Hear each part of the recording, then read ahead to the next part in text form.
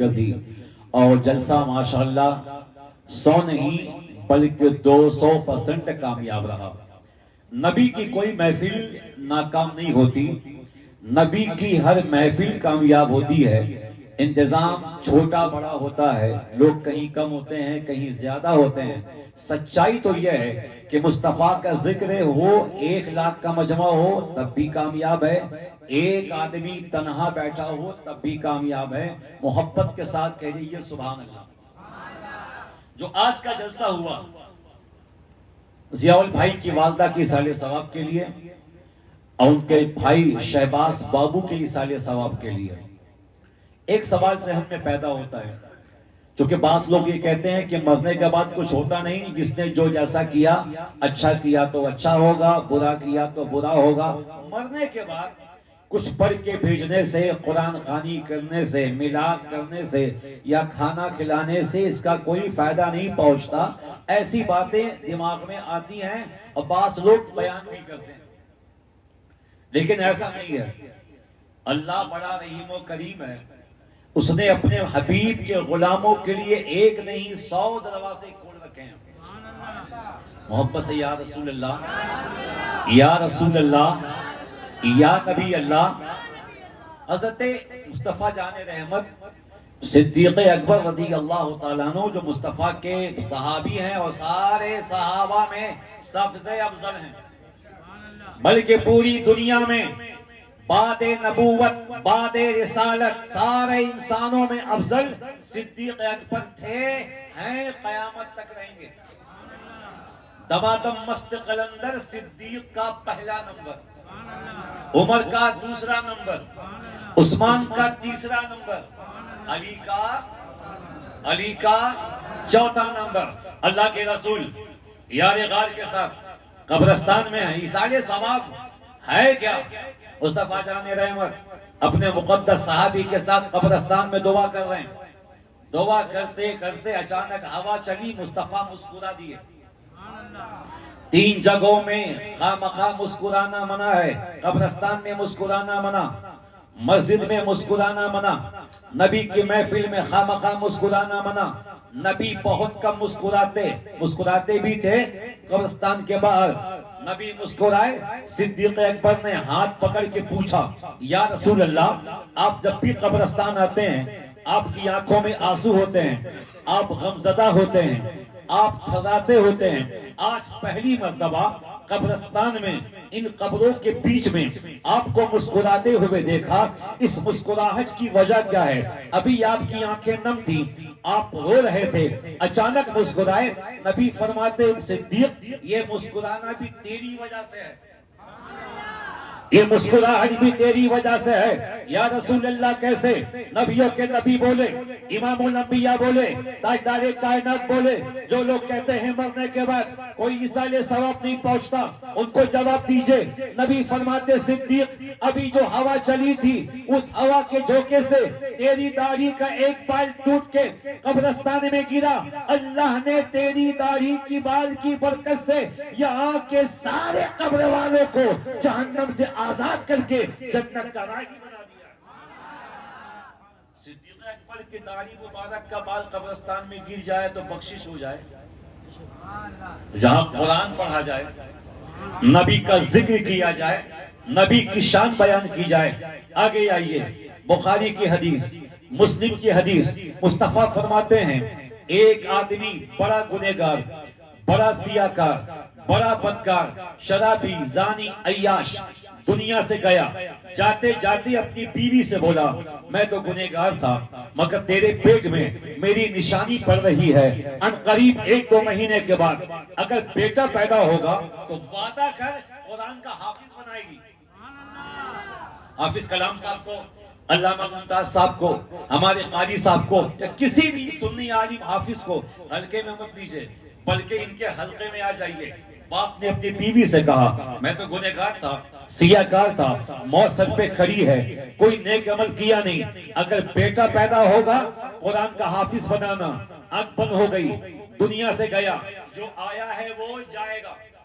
شہباز بابو کی عمر کتنی کم تھی، لگتا تھا چلے جائیں گے، لیکن موت آئی، اب بیچارے کو شہادت کی موت آئی۔ اللہ پاک اس جوان موت کو، ان کے والد صاحب کو، ان کے بھائیوں کو اور ان کی بیوی کو برداشت کرنے کی توفیق عطا فرمائے۔ جو آپ کے ذہن میں ہے نا کہ ہم بڑھاپے میں مریں گے، بہت وقت ہے، کوئی وقت نہیں، جو وقت ملا ہے اس کا فائدہ اٹھائیے۔ اس باپ نے وصیت کی کہ بیٹا ہوگا، قرآن کا حافظ بنانا، شاید اس کی وجہ سے میرے عذاب میں کمی ہو جائے۔ اللہ کی شان، انتقال کیا وہ۔ کچھ مہینے کے بعد بچہ پیدا ہوا، 4 سال کا ہوا، ماں نے مکتب میں بھیجا۔ جیسے ہی مکتب میں پہنچا، استاذ نے انگلی پکڑی، پڑھایا بسم اللہ الرحمن الرحیم۔ ابھی بچے نے بسم اللہ شریف پڑھا تھا، رب کی رحمت جوش میں آئی۔ فرمایا فرشتوں سے، اس بچے کا باپ کون ہے؟ رب کو سب پتا ہے، اس کی شان کریمی دیکھیے، شان رحیمی دیکھیے، اس بچے کا باپ کون ہے؟ دنیا میں ہے، اے اللہ تیری مرضی سے دنیا سے جا چکا ہے، قبر میں ہے، کس حال میں ہے؟ عذاب میں ہے، شراب پیتا تھا، جوا کھیلتا تھا، عیاش تھا، قبر میں عذاب میں ہے۔ رب فرماتا فرشتوں اس کی قبر میں چینجنگ کر دو، عذاب ہٹاؤ، ثواب داخل کر دو۔ اے اللہ کس وجہ سے؟ رب کی رحمت کہتی فرشتوں میری رحمت کو گوارا نہیں کہ جس کا بچہ زمین پہ مجھے رحمان بھی کہہ رہا ہے، رحیم بھی کہہ رہا ہے، ستار بھی کہہ رہا ہے، غفار بھی کہہ رہا ہے۔ میری رحمت کو گوارا نہیں کہ جس کا بیٹا مجھے رحمان کہے، میں اس کے باپ کو عذاب دوں۔ میں نے رحمان کہنے کی وجہ سے اس کی باپ کی ساری خطاؤں کو بخش دیا ہے اور جنت کا راہی بنا دیا۔ ثواب پہنچتا ہے کہ نہیں؟ زور سے بولو، پہنچتا ہے نا؟ ان کا نہیں پہنچتا ہوگا، ہمارا پہنچتا تھا، پہنچتا ہے، اور انشاءاللہ قیامت تک۔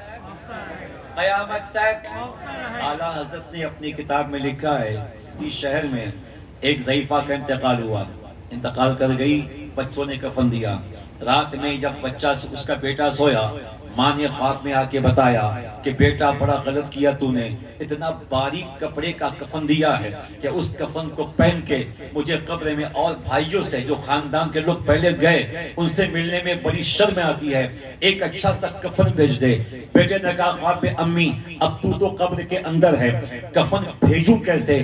کیا قبر کھود کے ڈال دوں؟ کہا کہ نہیں، 1 ہفتے کے بعد دوسرے محلے کا فلاں آدمی فلاں بن فلاں انتقال کرے گا، ایک اچھا سا کفن، شاندار کفن، جب اس کو قبر میں لٹائیں گے اس کے سینے پہ رکھنا اور اس کے کان میں کہنا کہ یہ امانت میری ماں تک پہنچا دینا۔ زور سے کہہ دینا، زور سے ایک آواز میں، یا حسین یا حسن۔ اب بچے کی آنکھ کھلی، کہا کہ ماں نے بڑی اچھی وصیت کی، عجیب و غریب وصیت کی۔ جس شخص کا نام لیا تھا اس کے بارے میں معلوم کیا، اچھا خاصا ہے، نہ کوئی بیماری ہے نہ کوئی تکلیف ہے، بالکل نوجوان، مگر خدا کی شان 1 ہفتے کے بعد اچانک بخار آیا، 24 گھنٹے میں حالت بگڑ گئی، انتقال کیا۔ جو ماں نے خواب میں بتایا تھا وہی ہوا۔ اب ایک بات سمجھ میں نہیں آتی، جو بڑھیا قبر میں گئی تھی اس کو کیسے پتا کہ فلاں آدمی فلاں دن فلاں وقت میں انتقال کرے گا؟ نبی فرماتے ہیں مومن جب تک زمین پہ ہوتا ہے اس کی شان ایسی ہوتی ہے کہ تلوار میان کے اندر ہے، اور جب انتقال کرتا ہے اس کی شان ایسی ہوتی ہے تلوار میان کے باہر ہے۔ پتا چلا مومن کی شان موت کے بعد اور بھی زیادہ بڑھ جاتی ہے۔ اب کھڑگپور والوں چشتی کو بولنے کی اجازت دو، ایک عام ضعیفہ جس کو قبر میں جانے کے بعد یہ پتا ہے کہ فلاں دن فلاں صاحب انتقال کریں گے، جب اس ضعیفہ کے علم کا عالم یہ ہے کہ جس حبیب کی محبت میں اللہ نے پوری کائنات کو بنایا ہے، جو امام الانبیاء ہے، تاجدار کائنات ہے، نبیوں کا نبی ہے، جان کائنات ہے، اس رسول کے علم غیب کا عالم کیا ہوگا؟ ضعیفہ نے ایسا کہا تھا، اس کا انتقال ہوا، اچھا خاصا آدمی انتقال کر گیا۔ نوجوان بیٹے نے، اس ضعیفہ کے بیٹے نے ایک شاندار کفن لیا، جب اس کو قبر میں اتارا اس کے سینے پہ رکھا، کہا کہ آپ پہ اللہ کی رحمت ہو، یہ کفن یہ تحفہ میری ماں تک پہنچا دینا۔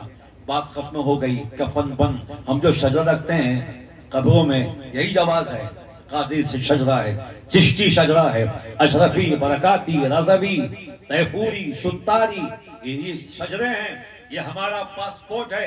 رکھا گیا کفن، رات گزری، رات جب آئی اس نوجوان نے خواب میں دیکھا کہ جو کفن اس مرنے والے کے سینے پہ رکھا تھا ماں نے پہن رکھا ہے، اور کہتی بیٹا تیرا بڑا شکریہ، تجھے اللہ آباد رکھے، خوش رکھے، ہر مصیبت سے بچائے، تو نے بڑا اچھا کفن بھیجا ہے، دیکھ میں نے یہ تیرا کفن پہن رکھا ہے۔ اعلیٰ حضرت نے یہ واقعہ اپنی کتاب میں لکھا۔ اب کھڑگپور والوں 100 بات کی ایک بات جب سینے پہ رکھا گیا کفن پہنچتا ہے، ہمارا شجرہ ہماری قبر میں کام آتا ہے، کوئی مانے نہ مانے بحث کرنے کی ضرورت نہیں۔ علماء اہل سنت کا متفقہ فیصلہ ہے، ہم جماعت اہل سنت کا یہ عقیدہ ہے کہ ہمارے لوگ دنیا سے جب جاتے ہیں ان کے جانے کے بعد بھی قرآن کا ثواب، نفل نماز کا ثواب، درود پاک کا ثواب، کلمہ شریف کا ثواب، غریبوں کو کھانا کھلانے کا ثواب، میلاد مصطفیٰ کا ثواب کل بھی پہنچتا تھا، آج بھی پہنچتا ہے، انشاءاللہ قیامت تک پہنچتا ہے۔ رب اکبر اس محفل پاک کو قبول فرمائے، ہمارے مرحومہ جو ہیں برج النساء ان کو اور ان کے شہزادے شہباز بابو کو جنت میں مولا حسن و حسین کے قدمین شریفین میں جگہ عطا فرمائے، گھر والوں کو صبر عطا فرمائے، اور ہم سب کو موت سے پہلے موت کی، قبر سے پہلے قبر کی، قیامت سے پہلے قیامت کی تیاری کی توفیق عطا فرمائے۔ جب اللہ کے رسول دنیا میں تشریف لائے پوری کائنات پورب سے پچھم، اتر سے دکھن، پورا ذرہ ذرہ، قطرہ قطرہ، دریا دریا، چمن چمن، سیرا سیرا، ہر شے مصطفیٰ کی بارگاہ میں سلام کے نذرانے پیش کر رہی تھی۔ ہم عاشق ہیں، ان کے امتی ہیں، ہمارا حق زیادہ ہے، کھڑے ہو جائیے اس محبوب دو عالم کی بارگاہ میں سلام کا ہدیہ پیش کر